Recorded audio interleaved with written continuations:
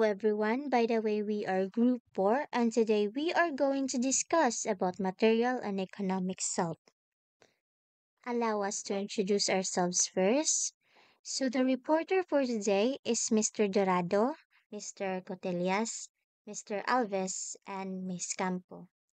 So let us first discuss what is material self. Material self is a concept in psychology and philosophy, especially William James, that refers to the part of your identity that is shaped by the physical things you own and your bodily appearance. So example for material self is when you buy a products that help you reflect your identity, or when you buy a laptop that is color pink, your keyboard is pink, your mouse and even your mouseboard is pink. Those products help you reflect your identity because those shows that your favorite color is pink. So that is material self. So we also have here economic self. Economic self is the part of a person that deals with how they manage money, resources, and work. It includes how you earn, spend, save, and make decisions about your finances and material needs.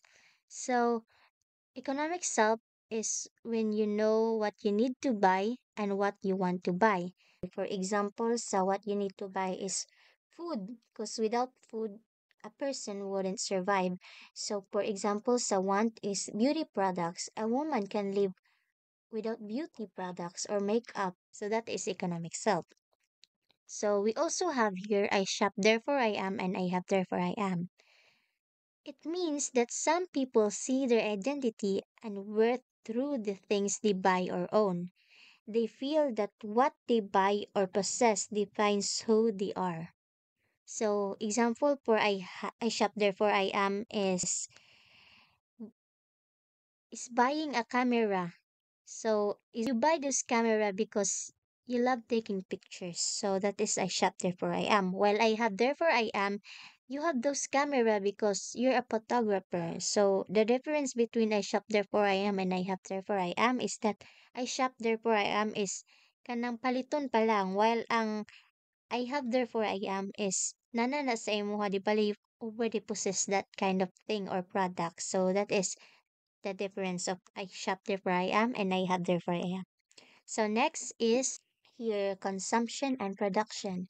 Consumption is the act of using those goods and services to satisfy human needs and wants, while production is the process of creating goods and services using resources like labor and materials. So when you buy a phone or a smartphone, you buy that phone not just because you wanted to scroll through social media, but also to study, work, and create content. You buy that product to create something good or beneficial.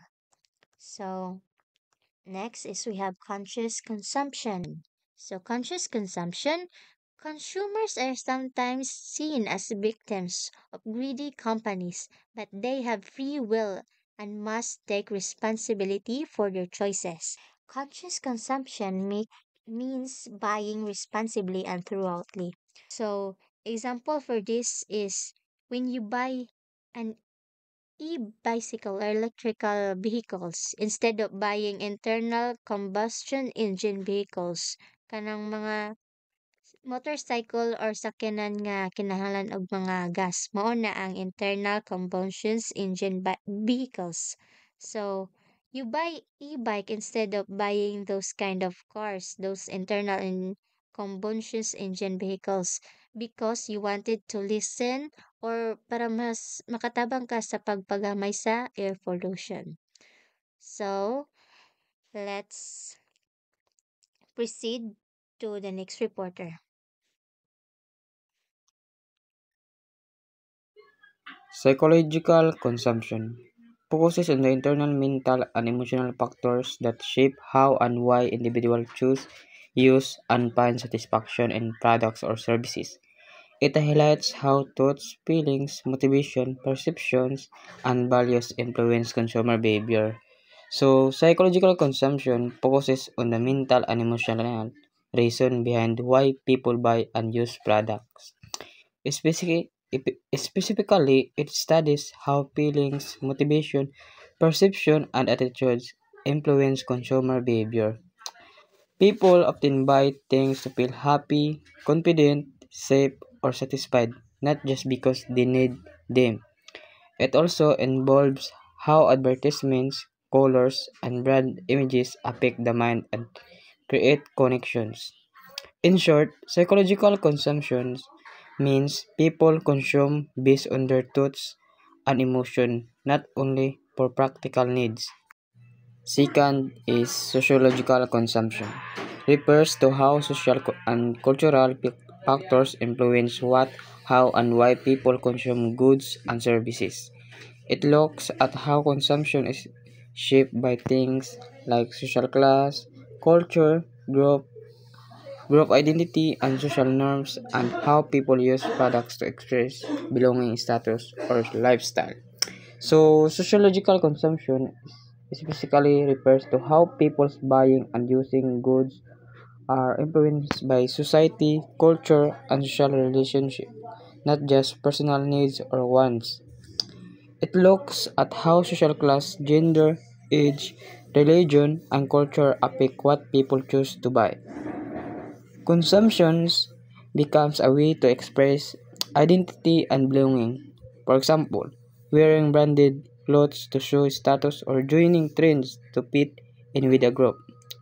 It also involves how media, advertisements, and peer pressure shape what people think is desirable or normal to consume. In short, sociological consumption means people don't just buy things for use. They consume to communicate who they are and where they belong in society. Identity and consumer culture. Identity is a symbolic and dynamic concept shaped through social interaction.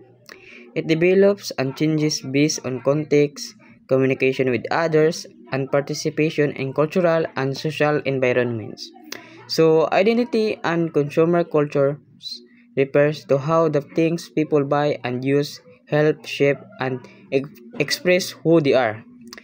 Specifically, people use products, brands, and lifestyle to show their personality, values, and social status.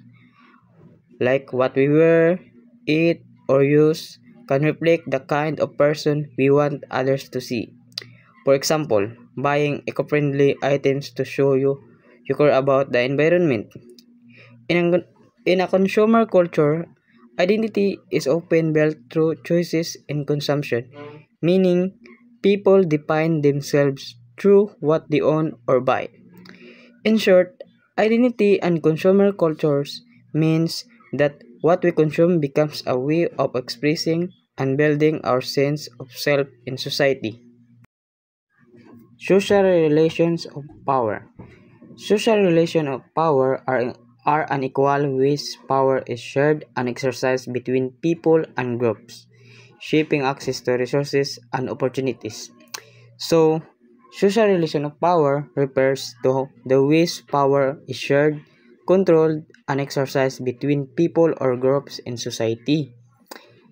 Specifically, it shows how some individuals or groups have more influence or authority than others. For example, teachers over students, employers over workers, or government over citizens. These power relations shape how people interact, make decisions, and access opportunities. Power can come from social class, gender, race, education, or wealth, and it affects people's roles and status in society. In short, social relations of power explain who holds power, how it is used, and how it affects relationships and fairness within a community. First, symbolic image of the world. The symbolic image of the world is a culture way of understanding and giving meaning to reality through symbols, beliefs, and values that shape how people see their place in the world. This means that every culture has its own way of understanding the world, People use symbols, beliefs, and values to make sense of life and their surroundings. These things help people know who they are and where they belong in the world. Pamaagid ako no sa mga symbols, beliefs, values, or even traditions sa tao, turuan na ma-identify nato sila kung taga-asa sila, kung asa sila na belong. And next is consumerism. Consumerism makes people believe happiness comes from buying more, causing constant desire, comparison, and dissatisfaction while shaping how we think and behave. Consumerism is the belief that buying more things makes us happy. It makes people want new stuff all the time, compare themselves to others, and feel unhappy when they don't have what others have. It also influences how we think, act, and live. Pero dili ba sa tanang material na bagay ang makapalipay gud sa tuwa, di ba? Like nahitaw nga materialistic good malipay sila sa mga butang, but kung atong lang taon in the future dili man napuslan ang mga butang ug usapod dili madala sa langit much better dili lang sa material nga bagay ta mag-focus. Next is consumer culture. There are 6 examples of consumer culture. Number 1, consumer culture is a culture of consumption. People are always encouraged to buy. Number 2, consumer culture is the culture of market society, where everything is for sale. Number 3, consumer culture is universal and impersonal. It affects everyone, not just individuals.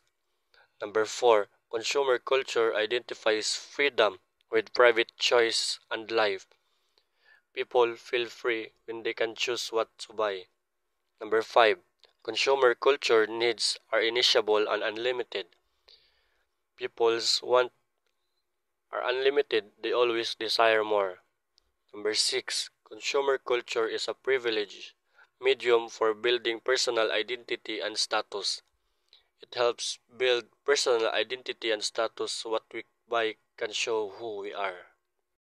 The problem with consumerism, we have a types of consumerism is number one is it is intrusive. What is intrusive? Intrusive is something that is unwanted or uninvited or or interfering. So yeah, morning meaning.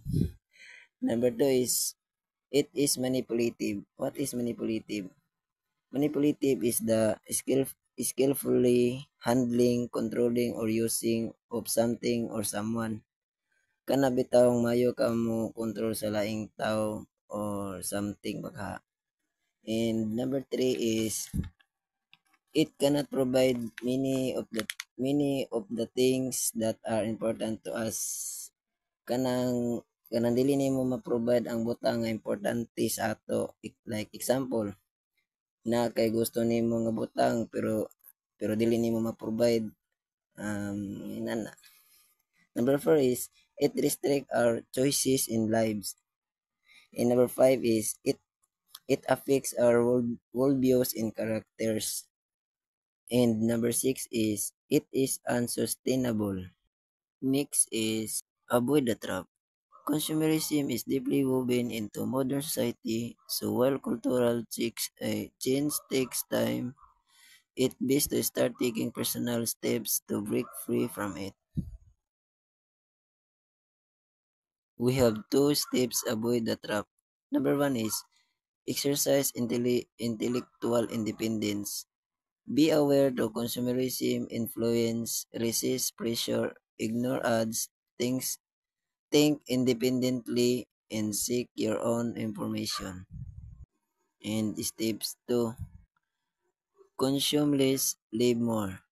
Reflect on consumerism's influence, focus on what truly matters, and live your own life, not others' expectations.